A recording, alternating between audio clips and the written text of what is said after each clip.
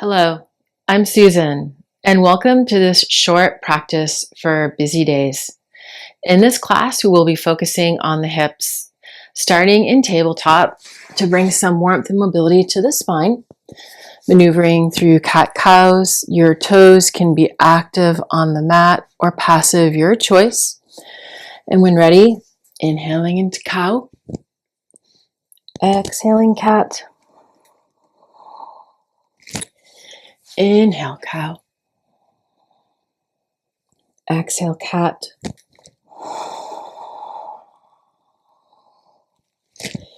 Inhale, cow.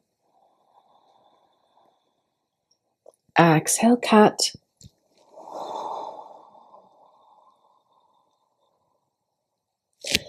Cow. Last cat.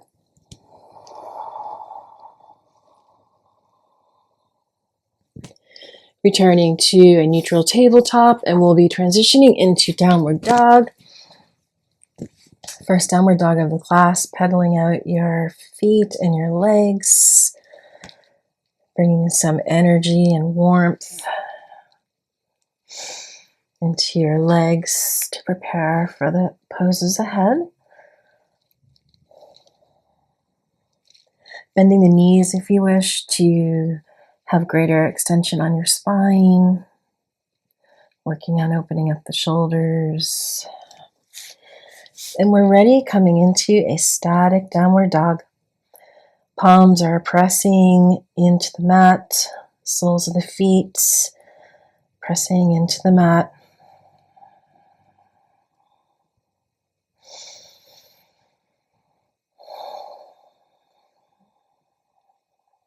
Inhale, stepping the right foot through the hands, coming into a low lunge, arms extended overhead.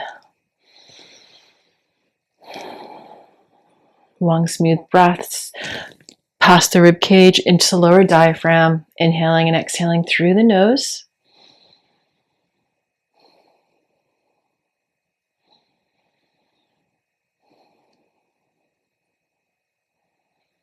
Palms return to the mat, stepping back into downward dog. A couple breaths here.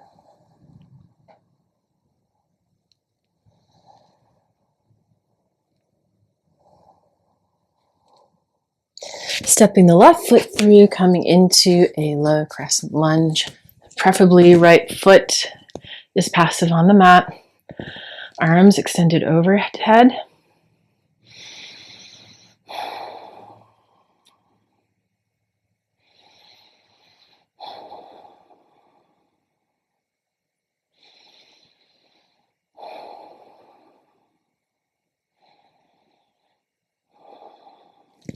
Palms return to the mat as we step back into downward dog.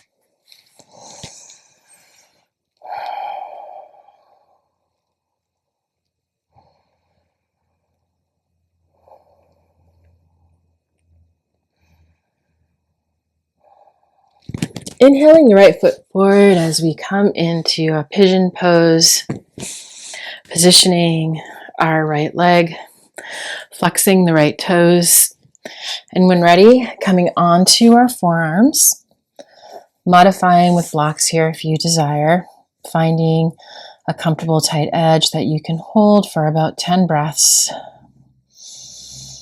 For those that have increased range of mobility, they can come onto the back of their hands with their forehead, or they can extend their arms and put their forehead directly on the mat.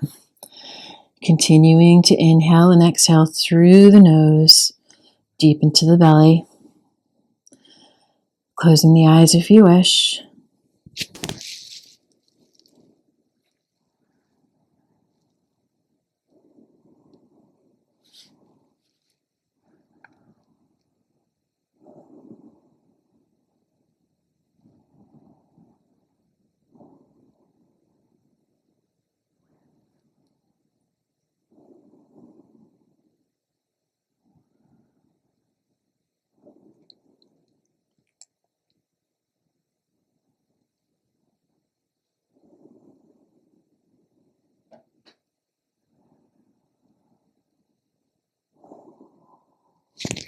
Palms return to the mat as we slowly return into downward dog.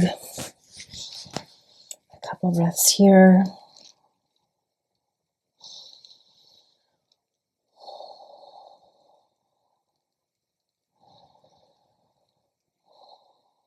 Inhale, the left foot and leg comes forward, preparing for pigeon. Perhaps coming onto your forearms first. If this is a tighter side, the tighter hip, allowing the muscles to loosen and release tension. And when ready, lowering your forehead to the floor, either on the back of your hands or directly onto your mat with your arms extended.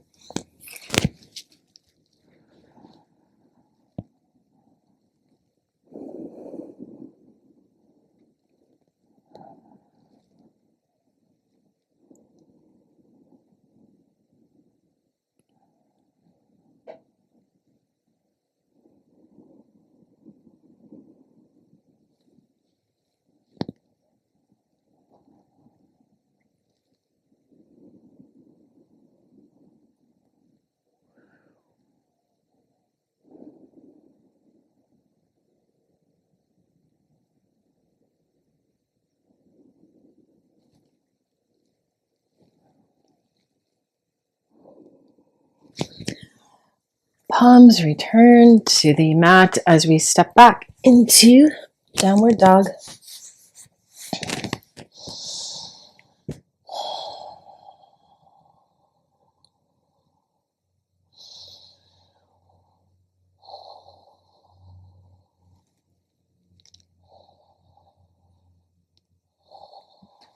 Inhale, stepping the right foot through the hand, returning into a low lunge once again. Extending arms overhead. Just sensing to feel if you have some increased range of motion as your hips open and you regain some flexibility. Option to place the palms together, gaze up at the thumbs and do a mini back bend.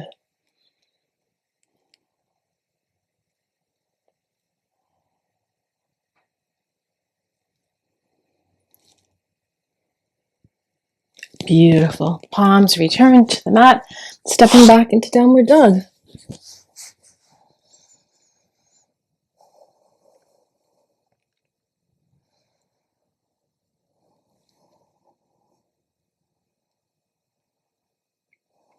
Stepping the left foot through, coming into a low crescent lunge. Seeing if your range of motion, your flexibility is increasing as your hips open.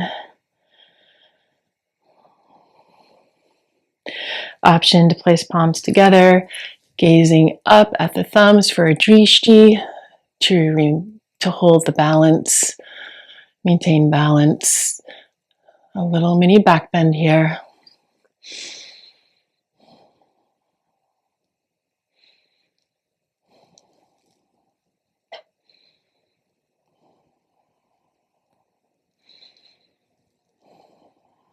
Exhale, transitioning into downward dog.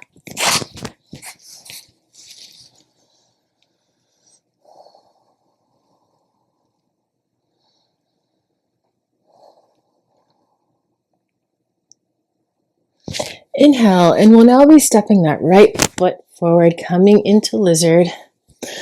Option one is to have your palms on the floor, ensuring your spine is straight, tailbone to crown. Option two is to come down onto your forearms, trying to keep your spine as straight as possible.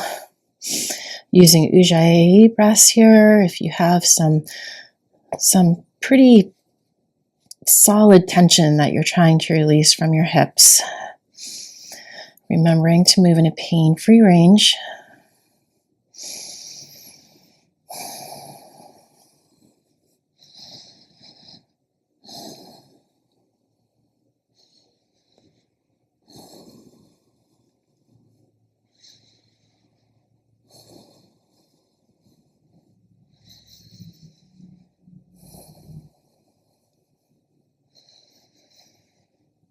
Beautiful. Returning to downward dog.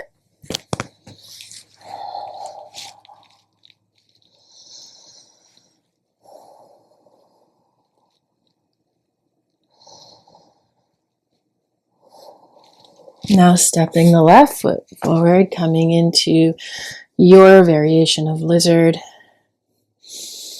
Perhaps starting on your palms, allowing those tissues to start to open. And when you feel like the range of motion is there, coming into a deeper expression of the pose, coming onto your forearms.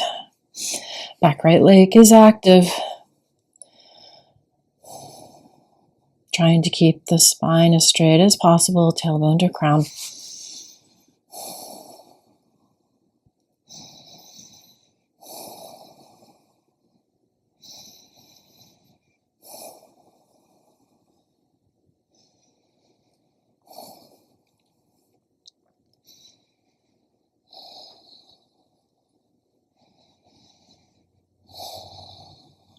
Slowly coming out of the pose and stepping back into downward dog. This is the last downward dog for our class. So grounding through the hands and the feet for a few breaths.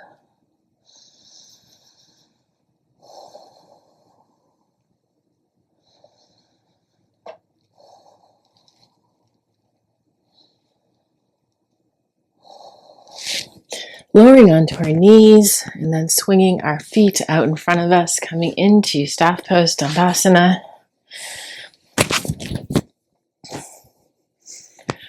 Ensuring our hips are square and rooted on the mat, and we're going to be coming into head to knee forward fold, Janu Shirsasana. So the right leg will remain extended as we bend the left.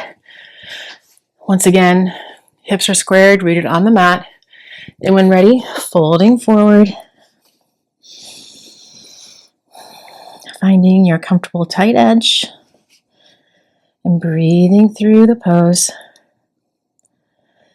Allowing the breath and the holding of the pose to open up the tension within your hips.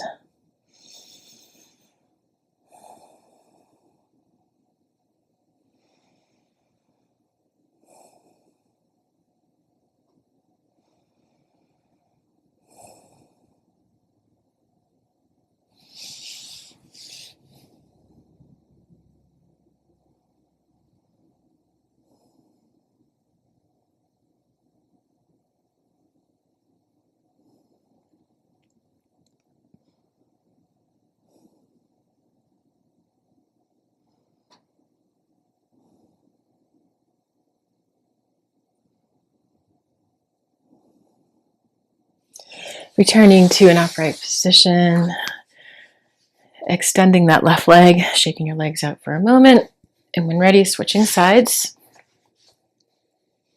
Squaring hips on the mat, rooting both hip bones, and when ready, folding forward over your left leg.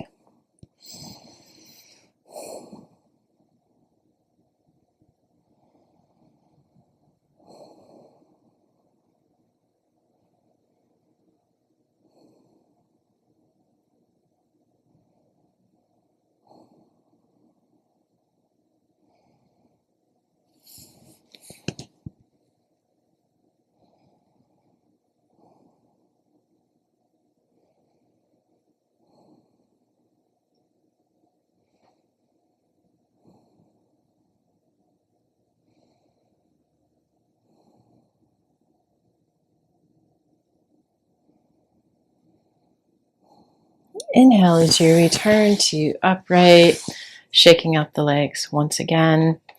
And now we will be transitioning into a frog pose. Ensuring that you hold this pose in a pain-free range and you ease into it if you haven't done frog for a while. You can always modify with putting blocks underneath your hips as you start to lower to the floor. So we will be extending our legs, our knees outward. Our knees are parallel to our hips. And then if you look back at your legs, your ankles should be directly beneath your knees. So coming onto your forearms to start, you actually may be up on your hands. This could be your tight edge and where you stay for the pose hold. If you feel like you have some more flexibility, some more range of motion, you can come onto your forearms. Those whose adductors are really open, that have good mobility within their hips right now, they may be able to just lay on their stomach and then put their forehead on the back of their hands as their arms come up. So finding what works for you and then holding the pose here. This is a very deep hip opener. So remembering we're moving in a pain-free range, not going past our tight edge. Ujjayi breaths here to help release that tension from the inner hips, the groin.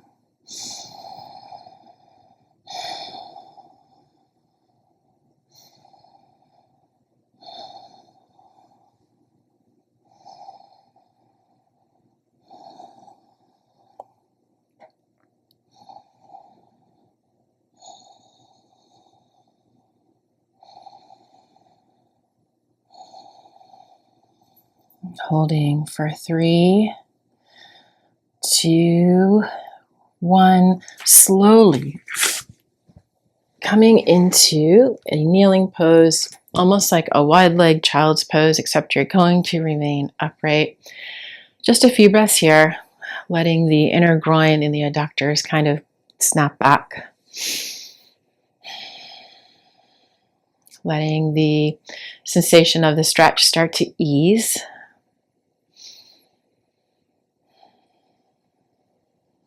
And then returning to seated, and we will be coming into a Firelog pose. Some people call this a variation of shoelace. Essentially, we're coming up to the edge of our mat and we're trying to get our shin parallel to the edge of our mat. And then we're going to, I'm putting my left leg on my bottom, the right leg is on top. So again, the goal is that both shins are parallel with that line, that edge at the end of the mat. This is a great hip opener, especially for external hips. And some may just come onto their palms and remain here. This is their tight edge, just breathing through it. You want to ensure that both hip bones remain rooted on the floor as you lean forward. As you forward fold, you don't want to have one hip bone rising up off the mat more than the other. Both hip bones should be really drilled into the floor. And if you have the range of motion, you can come onto your forearms. If your left leg is on top, you're probably feeling a deep stretch in the external left hip. That's where most people will feel it. So again, using your Ujjayi breath,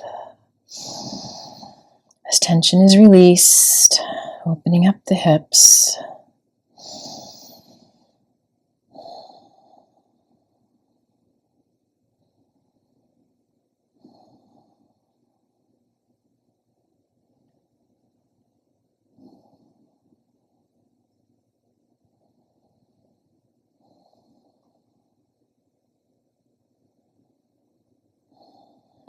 Beautiful. Returning to upright, extending your feet in front of you and just shaking out your legs for a moment before switching to the other side. One hip is usually looser than the other. And in this pose, you'll likely find out which hip it is as we fold into this next pose. So again, you can start with palms on the floor. This may be your tight edge. You stay here. Your hip bones are rooted on the mat. And for those that feel that they have the range of motion and flexibility, coming on to your forearms.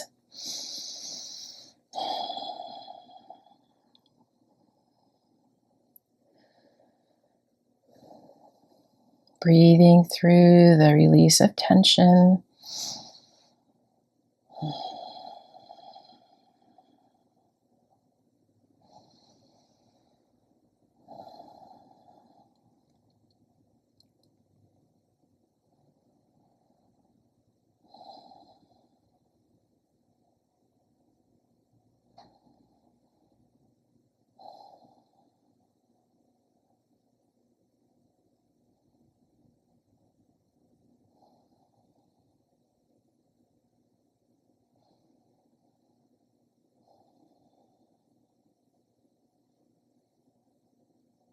Beautiful. Returning to upright, extending the legs in front of you and shaking them out.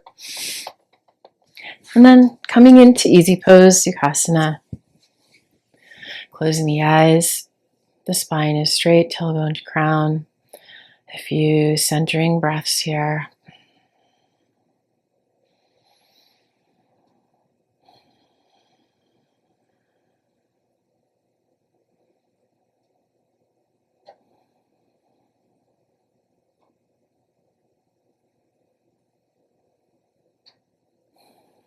Hands in prayer, Anjali Mudra at the heart space. Holding gratitude for this time and practice on our mats today.